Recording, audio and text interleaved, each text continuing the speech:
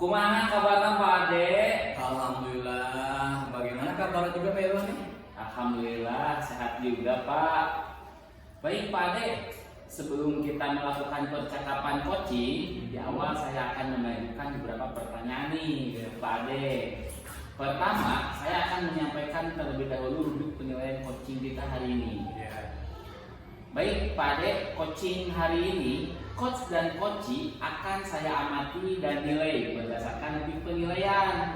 Apakah sudah sesuai dengan alur tirta atau belum? Kemudian bagaimana Bapak memberikan pertanyaan yang berbobot pada coachee, dan juga coachee bagaimana bisa menanggapi pertanyaan dari coachnya. Jangan lupa juga disesuaikan dengan prinsip coaching kemitraan, proses kreatif dan memaksimalkan potensi. Pertanyaan pertama yang akan saya sampaikan yaitu, kompetensi apa yang pertama Bapak kembangkan pada coaching hari ini? Mungkin dalam coaching hari ini yang ingin saya kembangkan yaitu kompetensi kesadaran penuh atau personal, mendengarkan aktif dan memberikan pertanyaan yang berbobot. Baik, pertanyaan yang kedua, bagaimana kompetensi yang Bapak kembangkan secara spesifik yang ingin diobservasi? Nah, ini mungkin kompetensi yang ingin saya kembangkan secara spesifik yaitu mendengarkan aktif dan juga memberikan pertanyaan yang berbobot. Nah, ini nih pertanyaan yang terakhir ya Pak ya. Apa indikator ketercapaian yang diinginkan dalam proses coaching kali ini? Mungkin yang saya ingin capai dalam percakapan coaching kali ini, agar coach itu dapat menemukan solusi dalam permasalahan atau menemukan langkah-langkah dalam mengatasi masalah. Oke, baik. Kalau begitu, untuk observasi coaching kali ini saya cukupkan dulu. Selanjutnya, Bapak silakan melakukan coaching dengan coachingnya ya Pak ya. Oke, baik. Terima kasih ya Pak. Sama-sama Pak. Oke, assalamualaikum Bapak.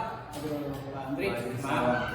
Dengar-dengar Bapak ingin ada yang disampaikan atau ingin ngobrol dengan saya. Bagaimana? Ya betul Pak, ada sesuatu hal yang saya ingin sampaikan kepada Bapak. Oke Pak, tapi kayaknya mohon maaf nih, saya nggak punya waktu lama, paling 10 sampai 15 menit saja Pak ya. Kira-kira apa yang ingin disampaikan? Terkait permasalahan beberapa murid-murid di kelas saya Pak, saya perhatikan selama ini kok tidak ada perubahan dalam perilaku murid-murid saya. Murid saya suka saling mengejek, saling ngobrol di kelas, suka bercanda ketika pembelajaran, dan disiplin. Padahal mereka itu menurut saya sudah sesuai kebutuhan murid dan menyenangkan, begitu Pak. Oh baik Pak, mungkin yang bisa saya bawahi permasalahan Bapak ini terkait perilaku, ya perilaku murid yang belum baik pada pembelajaran di kelas, begitu Pak? Iya. Betul sekali Pak, perilaku beberapa murid saya belum baik sehingga seringkali mengganggu murid-murid lainnya yang sedang tertib dan sungguh-sungguh belajar di kelas. Nah kira-kira dalam percakapan ini apa sih yang ingin Bapak dapatkan? Dari percakapan kali ini saya ingin mendapatkan adanya perubahan perilaku murid-murid saya Pak dalam berperilaku sehingga pembelajaran di kelas selalu kondusif. Oke Pak, harapan adanya perilaku yang Bapak inginkan, kira-kira menurut Bapak apa yang menyebabkan perilaku anak-anak itu tidak baik? Menurut saya, mungkin pengaruh dari lingkungan keluarga, lingkungan pergaulan di daerah tempat tinggalnya, atau mungkin saya kurang mendisiplinkan murid Pak. Oke Pak, harapan yang dari perilaku ini kira-kira menurut Bapak yang menyebabkan murid berperilaku tidak baik di kelas itu apa? Setelah itu saya rasa saya dapat berkomunikasi baik dengan murid, orang tua atau wali murid, dan saya juga mengendalikan emosi saya dengan baik Pak. Nah mungkin setelah Bapak mengetahui kemungkinan penyebab perilaku murid Bapak itu, apa kekuatan yang Bapak miliki untuk perubahan murid-murid Bapak? Saya rasa saya dapat berkomunikasi dengan baik dengan murid saya, orang tua, kemudian wali murid. Saya juga dapat mengendalikan emosi saya dengan baik, Pak. Kira-kira apa yang Bapak lakukan untuk membuat adanya perubahan seperti yang Bapak sampaikan tadi ya, misalkan perilaku murid yang dipengaruhi oleh faktor lingkungan keluarga, lingkungan masyarakat, dan faktor kurangnya pendisiplinan murid di kelas dengan kekuatan yang Bapak miliki. Saya juga masih memikirkannya, Pak. Tapi mungkin saya akan berbicara mengenai permasalahan perilaku murid dengan murid saya secara langsung. Berbicara dengan orang tua murid terkait latar belakang keluarga dan lingkungan bermainnya, seperti itu, Pak. Oke, benar sekali apa yang Bapak sampaikan itu sudah tepat, Pak. Lalu untuk pendisiplinan murid di kelas, bagaimana cara Bapak supaya murid Bapak itu tidak saling mengejek antar temannya dan tertib di dalam kelas? Oh iya, Pak. Saya punya ide. Saya akan menanamkan nilai-nilai kebajikan seperti saling menghargai antar teman, disiplin dalam belajar, dan saya akan mencoba menerapkannya pada kesepakatan kelas yang kita sepakati bersama. Dan saya akan melakukan kebiasaan-kebiasaan yang positif di kelas, Pak. Oke, jadi Bapak akan merencanakan berkomunikasi dengan orang tua dan menerapkan kesepakatan kelas juga ya, yang disepakati bersama tentang nilai-nilai kebajikan dengan kebiasaan-kebiasaan di kelas. Nah, untuk rencana Bapak sendiri ya, kira-kira memerlukan bantuan atau dukungan dari siapa?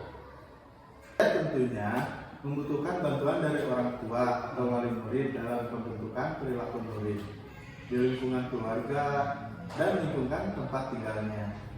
Oke Pak, jadi Bapak itu akan melakukan perubahan perilaku murid dengan cara bekerja sama dengan orang tua. Kira-kira kapan untuk merealisasikan? Secepatnya, Pak. Minggu depan saya akan coba berkoordinasi dan membicarakan masalah perilaku murid ini dengan orang tua. Dan saya juga akan membentuk kesepakatan kelas penerapan nilai-nilai kebajikan dengan pembiasaan terhadap murid. Oke, bagus sekali Pak. Kira-kira dari percakapan yang kita lakukan ini, Bapak apa yang sudah dapatkan? Dari percakapan kita kali ini, saya mendapatkan solusi bagaimana cara untuk merubah perilaku murid di kelas saya, yaitu dengan cara adanya penerapan nilai-nilai kebajikan yang diterapkan melalui kesepakatan kelas yang disepakati bersama dan kebiasaan-kebiasaan perilaku murid yang positif, serta adanya kerjasama komunikasi dengan orang tua terkait pembentukan perilaku murid. Alhamdulillah Pak ya, mungkin sudah ada solusi bagaimana melakukan perubahan perilaku murid. Oke Pak, saya senang jujur ya Pak ya. Mungkin percakapan kali ini sudah cukup Pak ya. Semoga rencana Bapak kedepannya lebih baik lagi. Ya Pak, Alhamdulillah, terima kasih banyak sudah meluangkan waktunya mendengarkan keluh kesah saya.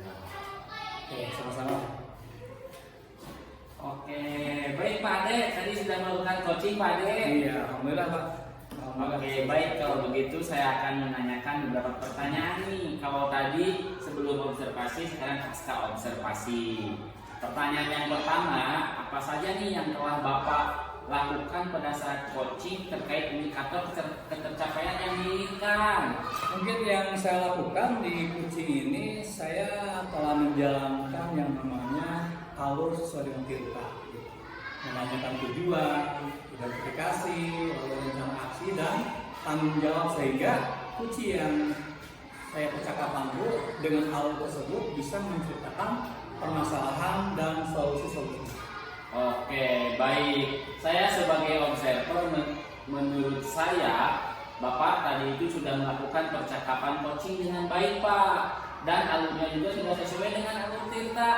Bapak juga sudah berusaha menggali dengan memberi pertanyaan-pertanyaan kepada coaching sehingga Bapak bisa menemukan solusi permasalahannya. Coaching juga sesuai dengan prinsip coaching. Pertanyaan terakhir nih Pak, kompetensi apa yang ingin dikembangkan berdasarkan hasil coaching yang telah dilakukan? Mungkin kompetisi pada coaching kali ini yaitu lebih memahami kalau tirta Pak, sehingga bisa melakukan coaching lebih baik. Oke, baik kalau seperti itu. Terima kasih atas waktunya nih Pak Ade. Alhamdulillah tadi coachingnya sudah berjalan dengan lancar. Kita sampai berjumpa lagi ya Pak Ade. Oke, terima kasih Pak ya. Assalamualaikum.